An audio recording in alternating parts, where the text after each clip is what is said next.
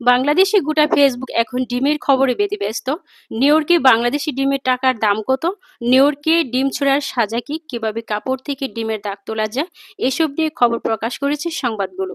তবে বর্তমানে ডিম নিয়ে কোনো মাথাব্যথা নেই বাংলাদেশ পুলিশের, বরং তাদের মাথাব্যথা হলো কার্যক্রম নিষিদ্ধ আওয়ামী লীগের মিছিল ও দলটির তৎপরতা। 24শে সেপ্টেম্বর একদিনে 244 জনকে গ্রেপ্তারের খবর প্রকাশ করা হয়েছে।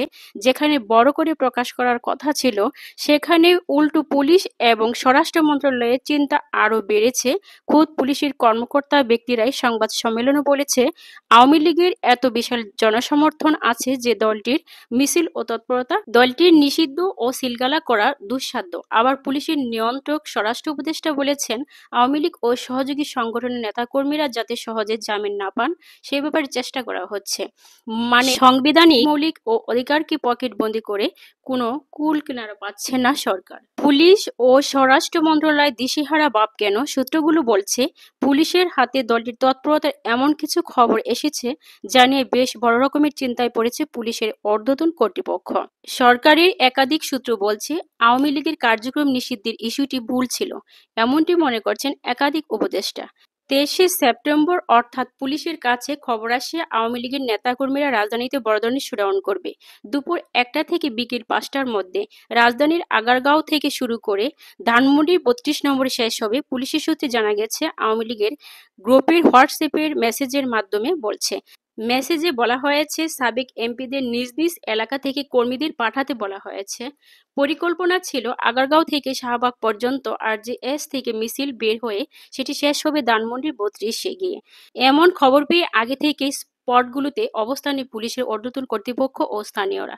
স্থানীয় বিএনপি, যুবদল, ছাত্রদলের তাদের সহায়তা আগারগাঁও থেকে ফার্মগেট এলাকা পর্যন্ত কমপক্ষে 244 জনকে গ্রেপ্তার করা হয়। তবে পুলিশের এক সূত্রে জানায়, তাদের অনেকেই নিরীহ পথচারী হকার।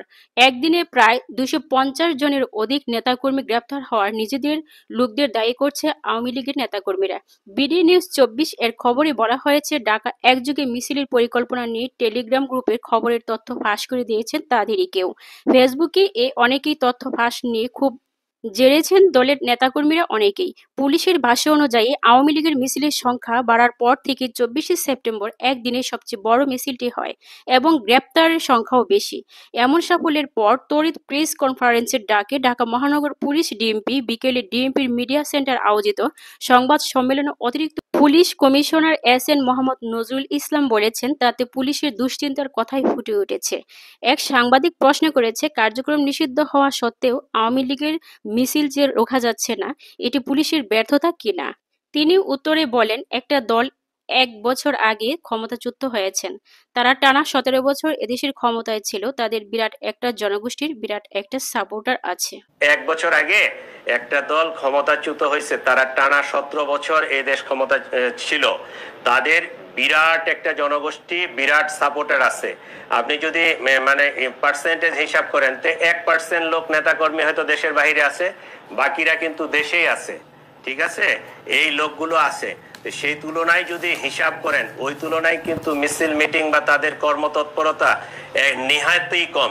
2-1টা মিছিল হবে না, একদম 100% সিল করে দেওয়া যাবে, এইটা মনে হয় কিছুটা আমাদের জন্য দুঃসাধ্য। অধ্যাপক ইউনূস এবং বিএনপি জামাত সহ সহযোগী দলগুলোর মধ্যে শোনা যাচ্ছে, গত 1 বছরে যা বেশি আসতো, আওয়ামী লীগের কোনো জনসমর্থন নেই। তারা দাবি করেন, গত 16 বছর তাদের দুঃশাসনের কারণে আওয়ামী লীগের কোনো জনসমর্থন নেই। অথচ পুলিশ কর্মকর্তা জানান, আওয়ামী লীগের একটা বিরাট জনগোষ্ঠী এবং সাপোর্টার আছে, যার মাত্র 1% দেশের বাইরে। তিনি বলেন, এই বিরাট জনগোষ্ঠীকে সিলগালা করা, লাল কাপড় দিয়ে বস্তাবন্দি করা, মিছিল বন্ধ করা পুলিশের পক্ষে দুঃসাধ্য। এতে বোঝা যাচ্ছে, গুম নষ্ট হয়েছে বাংলাদেশের অন্তর্বর্তী সরকারি এবং তাদের সমর্থিত দলগুলোর। কয়েকদিন আগে জার্মান ভিত্তিক গণমাধ্যমে ডয়েচে প্রকাশ হয়, অন্তর্বর্তী সরকারের উদ্বেগ বাড়াচ্ছে আওয়ামী লীগ। শুধুমাত্র মিত্রদের খুশি করতে আওয়ামী লীগের কার্যক্রম নিষিদ্ধ করেছিল। এমনকি আইনে এই বিধান নিষিদ্ধ না থাকলেও সেই বিধানও যুক্ত করা হয়েছে। এর আগে ডেভিল হান্ট থেকে শুরু করে নানা নামে অভিযান করে গ্রেপ্তার করা হয়েছে আইনশৃঙ্খলা রক্ষাকারী বাহিনী এই আওয়ামী লীগের নেতাকর্মীদের। সরকার ভেবেছিল এমন পদক্ষেপ নিলে দমে যাবে দলটির নেতাকর্মীরা, কিন্তু ফল হয়েছে তার উল্টোটা।